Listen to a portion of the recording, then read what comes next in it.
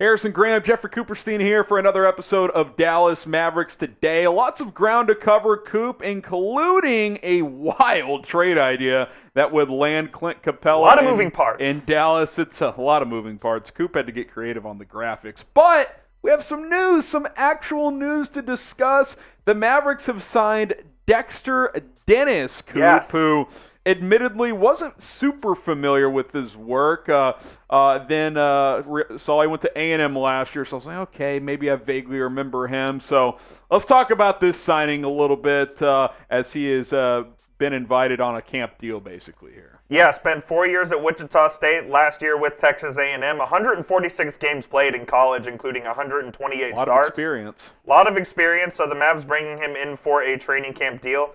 Had a decent year at A&M last year, averaged 9.5 points, almost 6 rebounds, 48% from the field. He was basically A&M's starting two-guard all season, and a team that surprised people and was actually pretty decent last year. Yeah, and 6'6", so he has kind of some 2-3 versatility there. You said this could kind of remind you of Dorian Finney-Smith in the sense that, undrafted, the skill set is somewhat similar, and the Mavs have an open two-way spot, so they'll have a chance to compete there. That's kind of where I see it. I was talking to one of my friends who watches Texas A&M basketball a lot, and he kind of compared him to Dorian Finney-Smith, where coming out of college, he had a very limited offensive game, but he's a really good wing defender and is aggressive on that side of the ball. So I think we could compete for a two-way spot. Obviously, like we said, the Mavs have that spot open. Right now, they have A.J. Lawson and Mike Miles there in the two-ways. Yep. So, and this year is the first year you get 3 two-way guys available for the roster. So it's something to monitor for sure. Yeah, and remember, McKinley Wright's off to Europe, so he's out of the mix. So you do have that open spot. And I still think it's possible it could have another two-way spot open up, because I think Lawson still has a chance to get converted to the full-time roster, assuming they do eventually move on from JaVale McGee. If that's the case, the Mavs would then have 2 permanent roster spots open. Lawson could take one of those. They could keep one open just to have flexibility during the season. And then a guy like Dexter Dennis has even a better chance to perhaps make it on a two-way contract. And we know the Mavs need wing defenders, and if that's what he is and he shows the ability to do that in the preseason, then the Mavs definitely should take a look at him. Yeah, it feels like the perfect training camp invite. Exactly. See what he can do, get him into a couple preseason games maybe, and see where it goes from there. Will Dexter Dennis make the team, even on a two-way? I don't think there's any chance he'd make the active roster. Let us know. Type Y for yes, or you can type in for no. Get your votes in down in the comments section below. All right, let's get to the juicy part of the show. This is crazy. Coop. Bleacher Report cooked up a 4-team trade that the Mavericks were involved in that would get Clint Capela to Dallas. We're going to break that down here in just a second. But the road to 25,000 subs is well underway. We're officially over halfway there in terms of the most recent 1,000. 473 subs. Do it for Chandler Parsons. Or Reggie Bullock, whichever you prefer. Bullock, whichever number 25 flows your boat there. Let's make it happen. I would love to get to 25K before the start of the season. We need it. We need it. We need it. We need it. The Mavs need a good season. The Mavs need more subscribers on this channel. So if you're a real MFFL, subscribe to the channel right now. I was told that if we reach that, we might be doing some watch parties. Ooh, immaculate vibes only. Help us get there.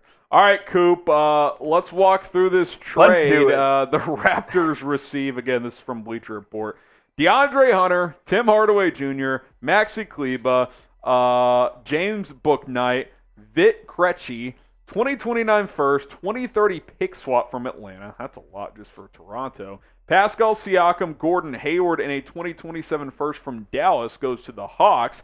The Mavericks receive Clint Capela, Thaddeus Young, Kelly Oubre Jr., that via a sign-in trade because he is a free agent. Hornets receive Bogdan Bogdanovic, Otto Porter Jr., and then another part of this in a sign-in trade, Christian Wood goes to Charlotte. It's so chaotic, we couldn't even fit it all on one screen. I tried to make a custom graphic just for this trade, and I literally couldn't do it. So, I mean, a 4-team trade involving this is crazy. My first thought when I saw this trade was, I don't think I'm giving up the 2027 first for this to get Clint Capela, Thad Young, and Kelly Oubre. That's not something I'm prepared to do. Yeah, probably not, but you're getting 2 heavy rotation players in Capela and Kelly Oubre, and Thad Young probably wouldn't play much on this team, but he's a valuable vet to have.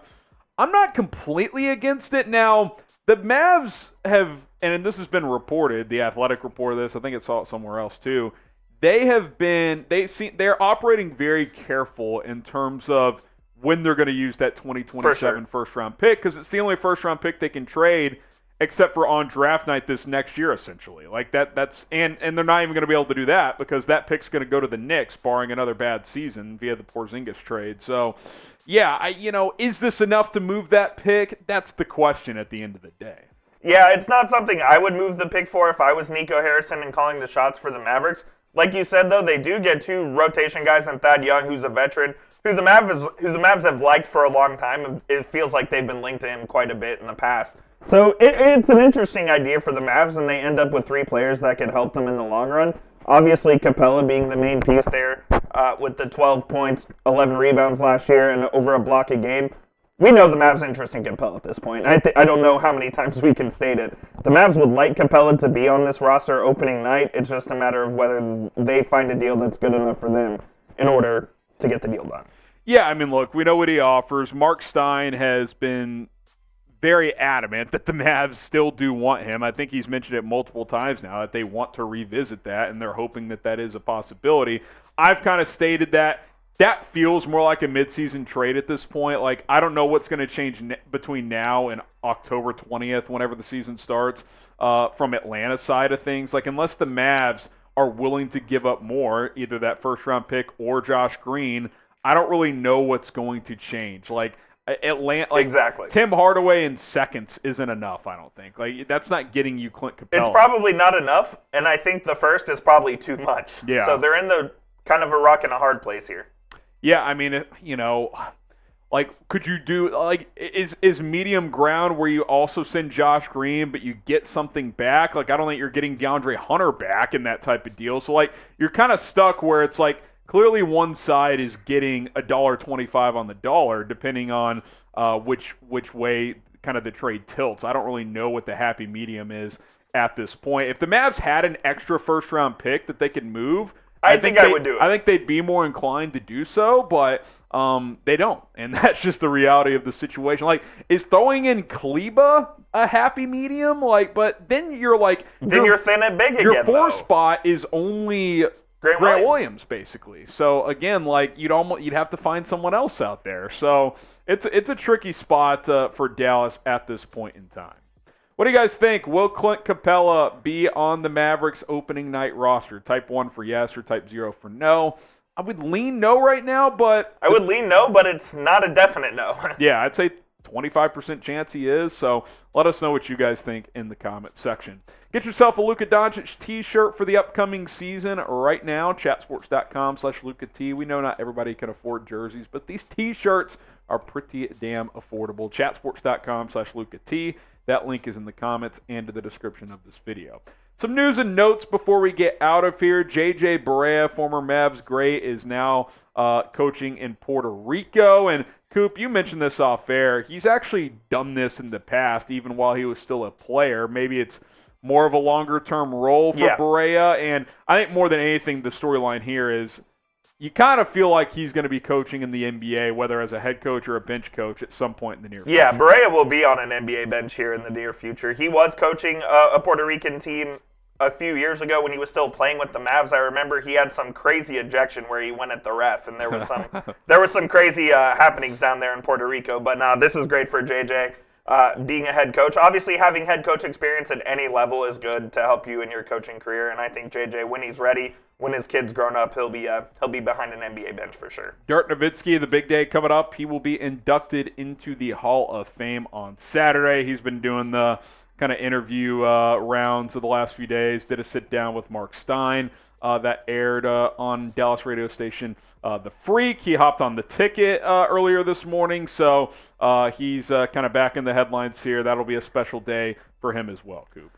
Yeah, of course. We're all looking forward to this. It's unfortunate that he has to go in with that fraud Dwayne Wade, but even Dirk said that they have mended old wounds, and they're not friends, but they are at least cordial towards each other. I think it's one of those things, like, when you get done playing, at the end of the day, like, game respects game, right? For sure. Like they're not going to be best pals, obviously, because of all the battles they had. But they can recognize what the other did and how significant those playoff moments against each other were. And then the Mavs have brought back Kaleb Canales. He's coaching the Legends, right? He's an assistant with the Legends. Okay. He was with the Mavs for over a decade under Rick Carlisle as an assistant and player development guy. So the Mavs bringing him back to the organization with the Legends, and I'm sure that he'll have a lot to do with Dereck Lively and AJ Lawson, whoever's down there with the Mavericks at the time. All exciting stuff. Appreciate you guys for tuning in to today's show. That's the latest headlines, news, rumors surrounding the Dallas Mavericks. We'll be back either tomorrow or Wednesday with another episode of Dallas Mavericks Today.